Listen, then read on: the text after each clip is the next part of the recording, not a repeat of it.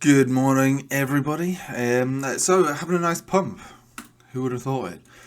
Me. I would have thought it. Just remember, everybody out there is going to be talking about alt season now because it's starting to look more apparent that it's an alt season. But who told you about the alt season before the alt season? I told you. All right, I told you.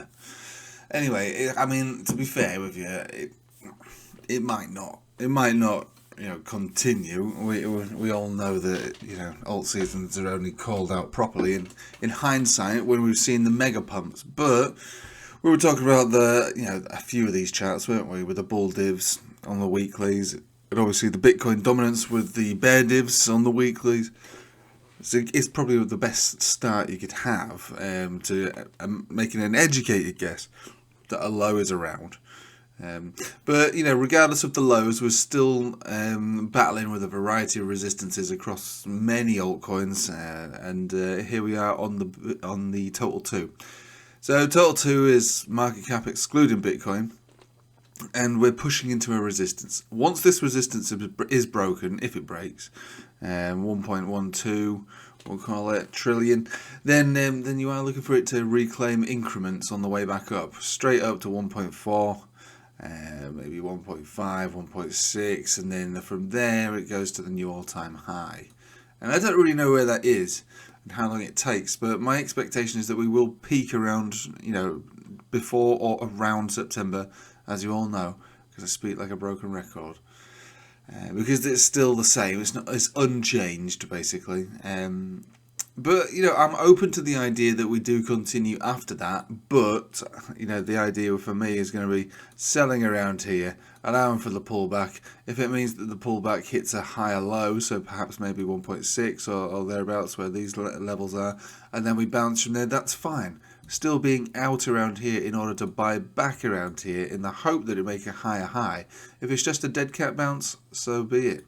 Still make a few quid on the way up, but not going crazy and holding on for dear life after September. Right, so let's have a look at some other things. So Bitcoin now pushing into $111,000. Definitely worth drawing a white random line down the side of the screen for.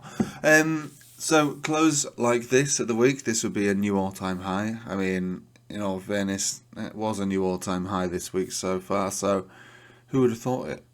Me. I would have thought it. I told people about the Ichimoku Cloud trend signal, which was still in play even when we dug deep down towards $100,000. I told everybody that the cycle is unchanged, that we're looking at a series of higher highs and higher lows, when everybody was telling me that I was wrong and the cycle is over and crypto is dead and forget about it.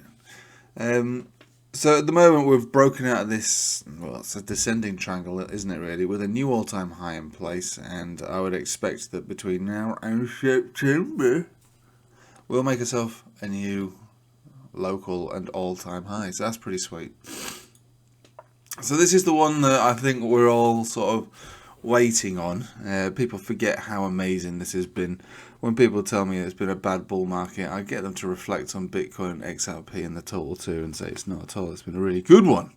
This one continues to look good now since reclaiming the 20 moving average. We're pushing into the resistance, which is a descending trend line. Then above that is the horizontal, which is about 254. Once that's broken, the money flow, the momentum has already broken out.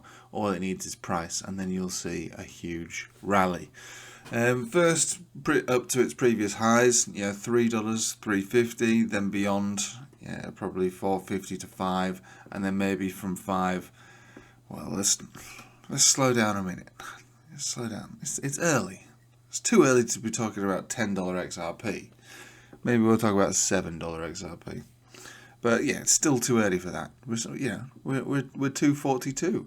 That's a crazy thing to say, because as we all know, the comments and the trolls told us many times that it's actually designed to stay at 50 cents, which is why it's always there.